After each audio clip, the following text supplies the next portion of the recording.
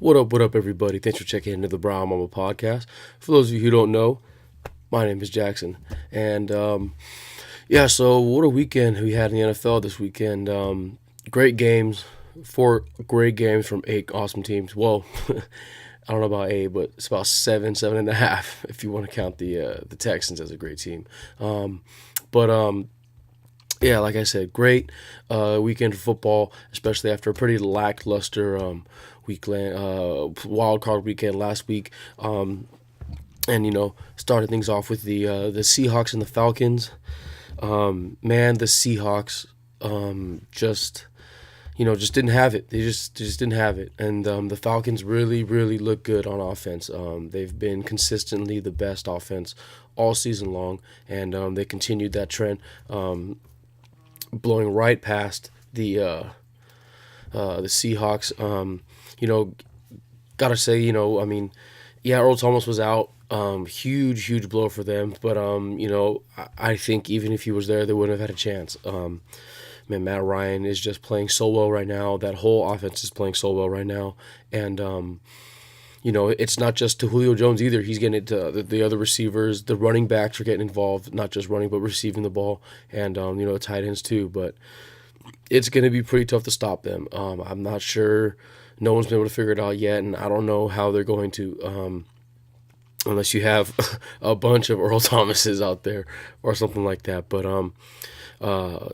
just the Seahawks, man, a tough way to go out. I don't think anyone saw or expected them to get handled like that. But a great effort from them, a great season from them. But and I don't want to sound like hot take, guy over here, but if they don't figure out a way to improve that offensive line and fix all the mistakes they've had, then this might be the end of the quote unquote dynasty that they've created and they've had for the last few seasons. It's tough to be a great team as great as they've been for as long as they've been, but players move on, other guys get hurt. It wasn't just Earl Thomas. Russell Wilson was banged up most of the season this year too, and they just gotta find a way to figure it out because they definitely looked a little off this season. And like I said, I don't mean to be a hot take, but if they don't figure it out, this offseason, we can only wonder how long they can continue to be, like I said, a quote unquote dynasty.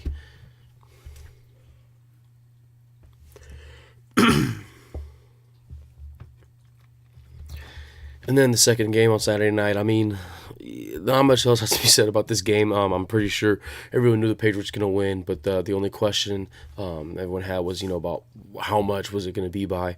But props to the Houston's defense for really giving the Patriots some trouble in the first half. They definitely came out strong, got in Brady's face, showed him some different looks, did what they did, but the Patriots, like they always do, they're the best at making their second half adjustments, and they really turned it up in the second half. Now, whether they were playing down to the competition in the first half, taking them too lightly, or whatever it was, they got it fixed, and they did what they do, and they handled business. Everything's already been said about Brock Osweiler. I feel bad for the guy, but he's definitely doing it to himself. The $72 million deal looks so bad right now. But all they can do is just they gotta find a way to move on, and hopefully he gets better in the offseason, because it's tough. He's getting it from all different places right now. And so if he can't turn around, I think he's owed like $18 million or something like that next season, and then after that, he's essentially off the books. So they got about a year or so to figure it out. They have too much talent on that offense to just kind of waste it. Hopkins is this generation's Larry Fitzgerald, and you would hate to see someone as talented as him get wasted like that. And so, their defense looks great. I guess is all you could really say for them going forward. Their defense looks really great. A lot of talent, led with Jadeveon Clowney and Merciless on the line. And, a lot of potential with them. Like I said, they just got to figure out a way to get their offense going. And I think they can, they can actually make the AFC South a lot more of a competitive conference as opposed to how it's been in years past. But also, if the Patriots want to win, and go further into the playoff and go all the way to the Super Bowl, they cannot come out the way they came out in the first half, in the first quarter, first half, excuse me. They got to really turn it up. They can't play down the competition. They got to come out firing. Because I mean, sometimes against a team like the Texans, yeah, sure they might be able to make second half adjustments the way they did, but that's not always going to be the case, especially with who they're going to have to play in the next round. All right, and then on to Sunday, the big main event, the game that lived up to the hype. The Cowboys and the Packers was an instant classic, easily one of the best playoff games I can remember in the last maybe 5-10 years. I mean, it was just everything that it was built up to be. It was the heavyweight fight that everyone thought it was going to be. If you look at their numbers side by side, big up the Ringer NFL guys for pointing this out, that their numbers, or team stats side by side, are almost identical, and they're just as good as each other's. It's pretty crazy. They were literally trading haymakers all game long, and I think if they played that game 10 times, then each team wins 5 times. They were that close and that good. And even now, like, I look at, the final score and the stats and everything, and it's like, how I just still don't know how the Cowboys lost. I mean, because I think Dak had like over 300 yards and all his touchdowns. Dez had over 100 something receiving yards, a couple touchdowns, I think, or at least one. And Zeke Elliott had over 100 yards, but I guess maybe they could have used him more. I'm not sure.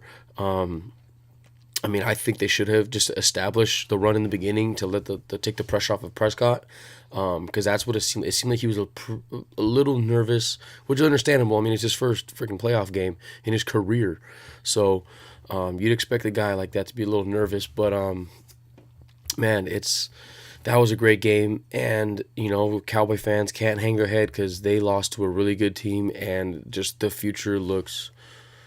The sky's the limit with those guys, especially with Dak and Zeke leading that team. I mean, I can't think of a better quarterback rookie or quarterback running back combo that's this good this early. I mean, like I said, they're both rookies and they're both already got a taste of the playoffs. They got experience. They set all kinds of records and stuff. And like I said, the sky's the limit with these guys, and the only way to look is up. So, really looking forward to that. As long as they can stay healthy, can't wait for to see what things have in store for the Cowboys. But the real story that comes out of this game is, to quote the great Robert Mays, the fire-breathing dragon himself, Aaron Rodgers. I mean, like, what can't this guy do? Honestly, what can't he do? I mean, there wasn't a Hail Mary per se this time, but it was the next best thing where it was just. I get that throw to Jared Cook. I mean, apparently it comes out now that was like a drawn up play, like in the sand, or like when like you're playing with your friends and you're saying, "Hey, all right, so you're gonna go here to here, and then you're gonna do here," and you're like, he literally apparently did that in the huddle before that play, and I mean, it paid off. I mean, shout out, big up to Mason Crosby for making 3 clutch ass field goals, especially after being iced on one of them. I mean. Like, you got to give him credit where credit's due. He nutted up and made those field goals. But, man, I mean, talk about putting a team on your back, though, with Aaron Rodgers. He really did that. I mean, he's picked the right time to get hot, considering how all the questions that they had from them coming off the gate with the Packers. Like, what's wrong with the Packers? They starting slow, struggling. Do we fire Mark McCarthy? Do we get rid of the? There's a lot of questions, and Aaron Rodgers didn't come out and say relax per se like he did before, but he really, like I said, just put the team on his back though, and even without Jordan Nelson in this game, just unbelievable game, and. Football is the ultimate team sport, as they say, but it's hard to argue that the success that the Packers have had this season, in the latter half of this season, or latter portion of the season, isn't almost 100% due to the play of Aaron Rodgers. I mean, like I said, there's not much else to say other than he is a fire-breathing dragon, and man, the Falcons really got to watch out. I can't wait for that NFC Championship game next week. It's going to be a slobber knocker. a fight to the finish, and just it's going to be one of the better ones that we've seen in a long time, and I can't wait. And then moving on to the last game, the Chiefs and the Steelers. The game itself wasn't that bad as everyone was kind of making it seem out or making it out to be.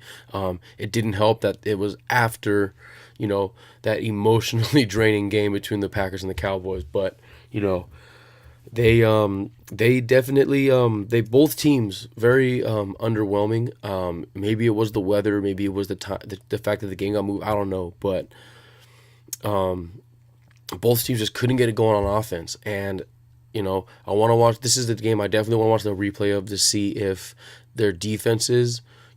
Kansas City has a great defense. Everyone knew that, but the main concern for the Steelers going into the playoffs was if their defense can hang.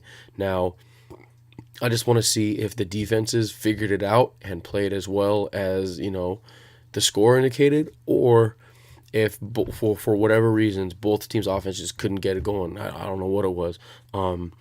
As obviously shown, the Chiefs didn't put up very many points, and the Steelers only scored field goals. I think they set a record or something. I don't know if it was a team record or NFL record, but 6 field goals. That's it. No touchdowns for the Steelers, which is strange considering the Killer Bees, who need to get going if they want to hang with the Patriots. They cannot trade field goals for touchdowns with the Patriots. That's just not going to get it done. The Chiefs, like I said, I don't know if the Steelers figured them out or if they just, for whatever reason, they just could not get Kelsey going and they couldn't get Hill going. And, you live by the big plays with those guys, you're going to die by the big plays with those guys. And they came up a little short and couldn't get it going. But, yeah, it was a kind of a good. I mean, it was a good. I don't want to slander the game at all like that, but it was a good way to end a great weekend of football. And man, next week's games are going to be so good. I cannot wait. I teased it a little bit earlier, but that NFC Championship game is going to be so good. The over under on that game has to be in the 60s or maybe even close to 70. Who knows? But it's going to be great. It's going to come down to who's going to blink first. Whether it's it comes down to if someone's defense making a stop or if someone's offense just has a little hiccup. But it's going to be back and forth, nonstop, airing it out, high impact offense the whole way. And like I said, I just can't wait. It's really tough to pick. I'm gonna have to think about this one all week because it's like, do you go with the best offense all season long, who's continued to be great and showed out against a really good defense and against a defense that's actually playing a little bit better but not as about the same level as the Seahawks defense, or you go with the best player on the face of the earth right now in Aaron Rodgers. It's tough. I want to watch some more film, watch some more replays, this and that, and I gotta wait till Friday to make my pick because I can't pick right now. That's for damn sure. Now, the AFC Championship game is a whole other story. It's going to be good. There's no doubt about that. The Patriots and the Steelers in a big playoff game. Oh, who would have thought? But, there's, the biggest question, like I said, is can Ben Roethlisberger and Antonio Brown get going? Le'Veon Bell's been playing really, really great this playoffs. He broke his own record that he set against Miami for most rush yards in, I believe, Steelers team history, considering all the great running backs that they've had that have been in the postseason. He's playing really well right now. But like I said, I don't know if the Chiefs figured it out and figured out a way to shut down Antonio Brown like that, or if there's just whatever reason it was just off. But Big Ben and Antonio Brown got to get going if they want to have some success against this Patriots. Because like I said, you cannot trade field goals for touchdowns with them. This has the potential to be another high-scoring game, just like the NFC Championship game. Not as much, but, don't be surprised if both teams, put up some numbers close to the 30s. It's going to be a good game, another classic Tom Brady versus Big Ben matchup.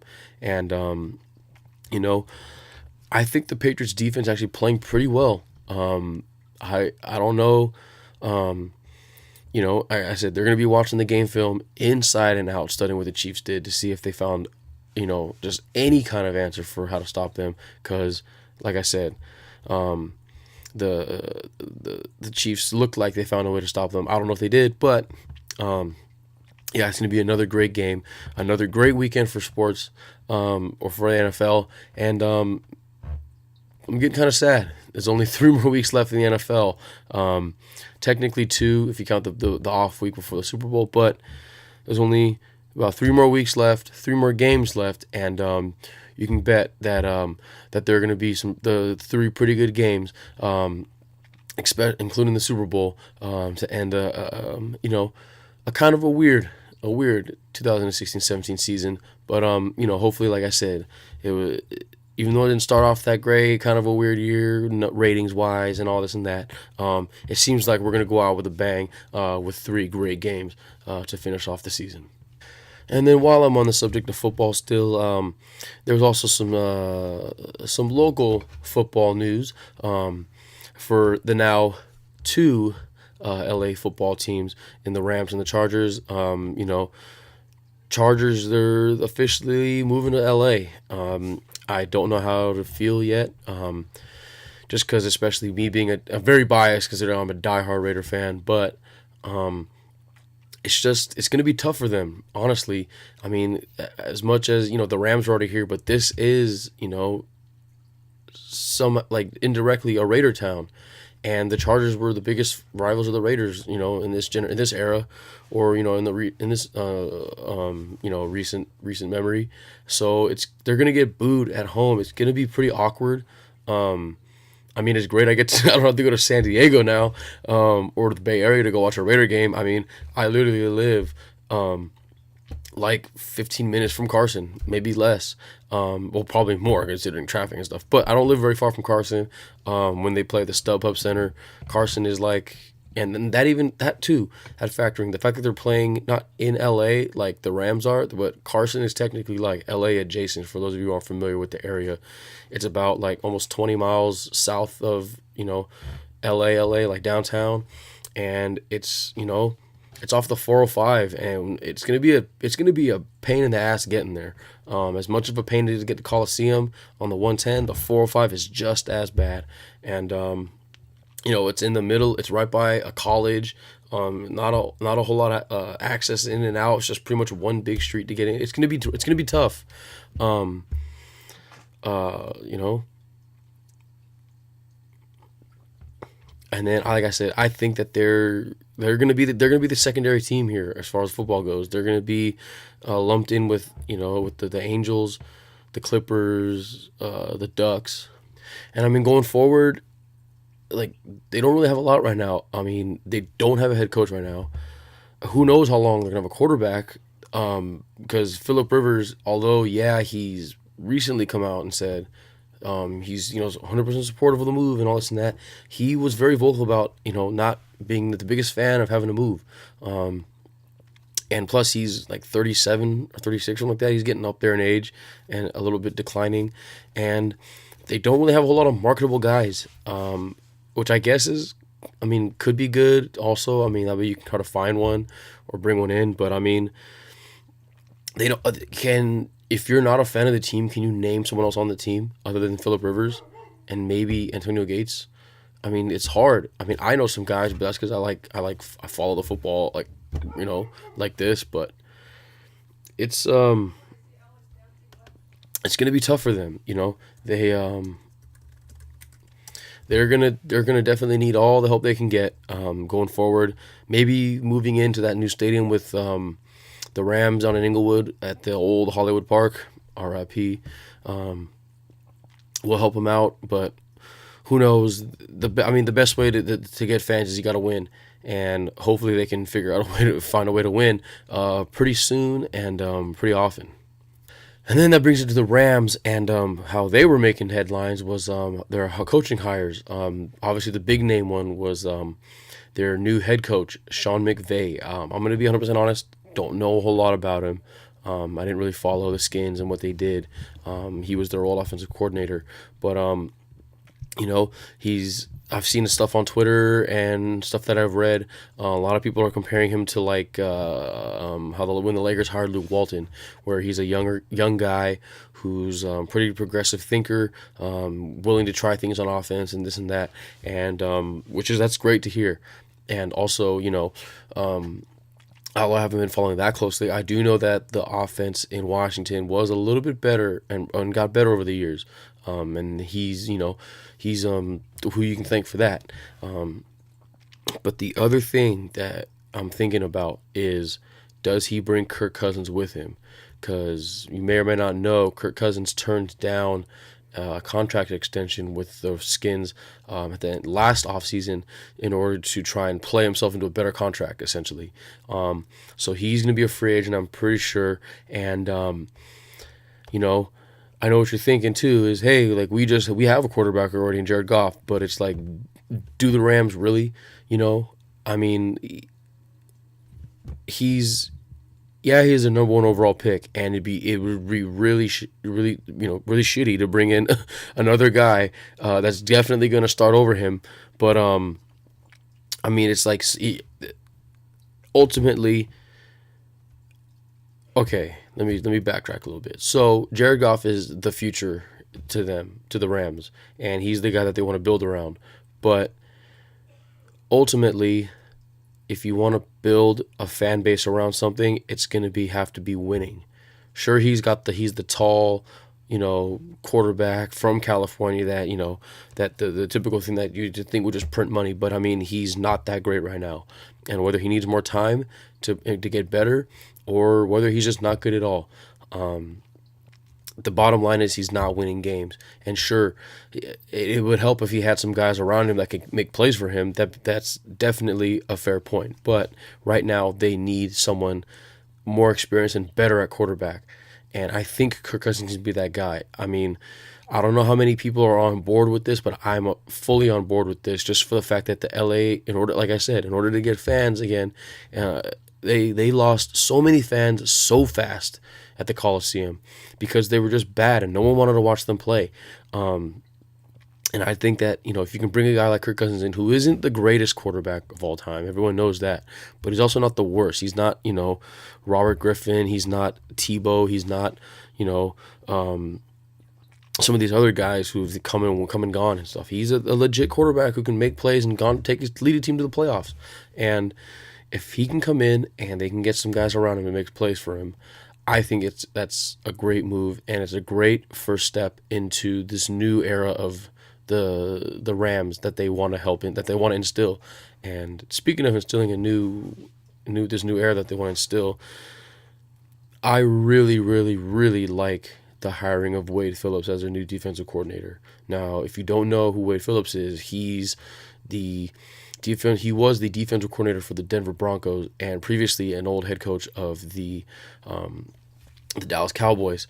But he is widely known and respected around the league as one of the great defensive minds and great defensive coaches in the league. Everywhere he's been, they've had pretty damn good defenses. He helped the Broncos build their defense up in the last few seasons as their defensive coordinator, and helped them win the Super Bowl with a great defense. I mean, it's like I said, I love this hire. I really do, because there's so much potential for this defense to be great, and there's a lot of great pieces, especially Aaron Donald, that I think, not just Aaron Donald, Alec Ogletree, T.J. McDonald, Mark Barron, shows a fly in here. What the hell?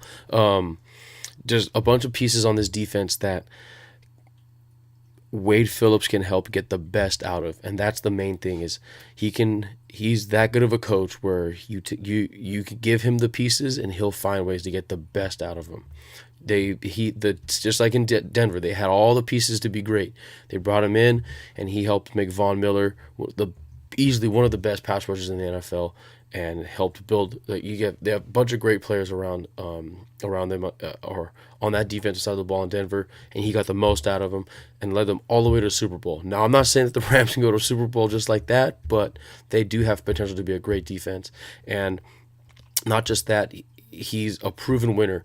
He's been to the playoffs multiple times. He just won a Super Bowl as a coach, and he'll bring a winning pedigree, a winning caliber, and a winning culture to the locker room, which is exactly what the team needs in order to just get rid of this horrible past season and past few seasons.